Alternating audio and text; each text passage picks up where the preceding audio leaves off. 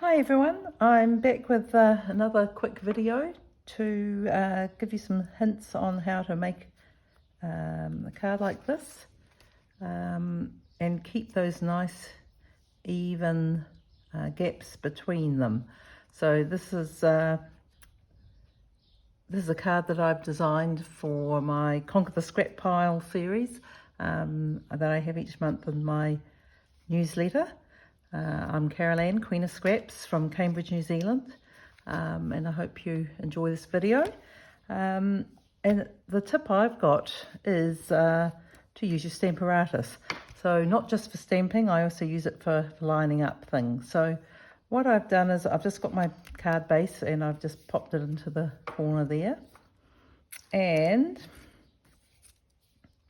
I've just cut some little 4mm wide strips from cardstock, and I'm just going to lay these into the edge here, so it gives me a little guide about how far I need to come with my fingers are a little bit sticky here.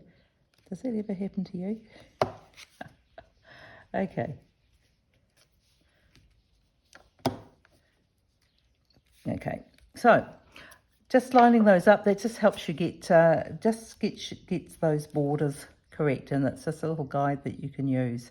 So I've already cut the cardstock. Obviously, the designer series paper. Sorry. Obviously, you need to cut it nice and square and accurately. The dimensions are in my newsletter, but they are 2.5 by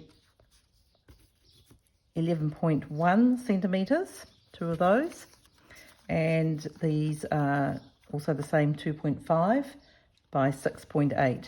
You also need another little scrap, and this one is 8.1 by 3.7.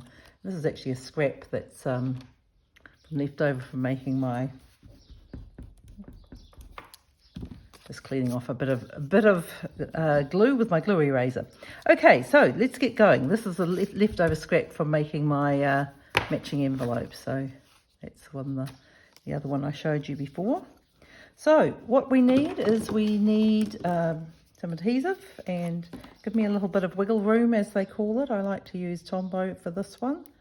Not too much, because you don't want it oozing out, making a big mess. Maybe a little bit more than this though.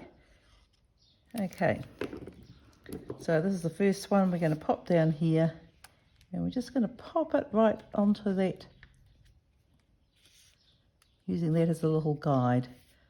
So you see there, we're getting a nice even border, 4mm, which is a bit more than I would normally use, but it looks good here. So we'll just flip this around. I'm going to just pop this in place again, and we're doing kind of like a bit of a herringbone one here with alternating strips. So you have to sort of go around like a pinwheel, getting them in place. Okay, just pop that in there, just to help you get those dimensions nice and even there. Okay, I can still do a little wiggle room if I need to. Next one, turn that around again. Be careful you don't get your magnets in the wrong places.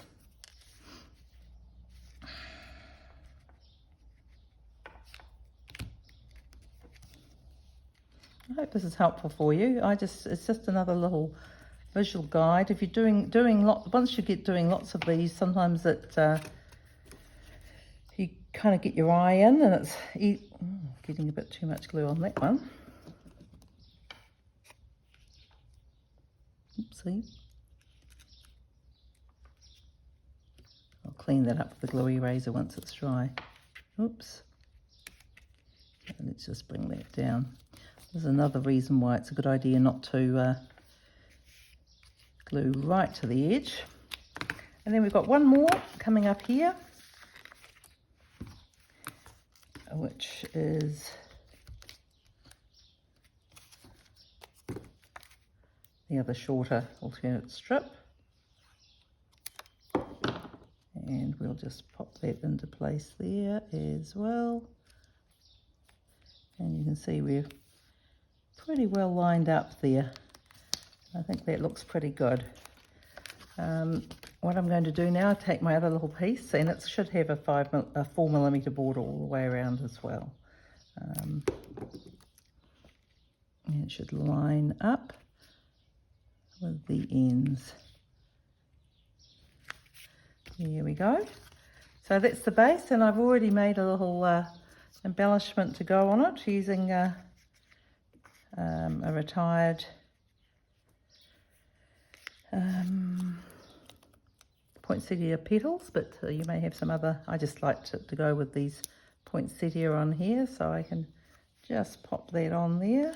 What way do I want it to go? I am going to put a little sentiment on this, but I haven't quite decided what way I'm doing it there, so I just already pre-assembled that and put it on pop dots. So we've just got the basis of the card made, and I hope those little tips give you some confidence in making a card like this, which, as I said, is really very easy, but you do want to have it nicely lined up. I'm just going to take off a little glue where it's gone seeped out a little bit. So I hope you enjoy that, and I'll have some more tips for you coming up soon. Bye.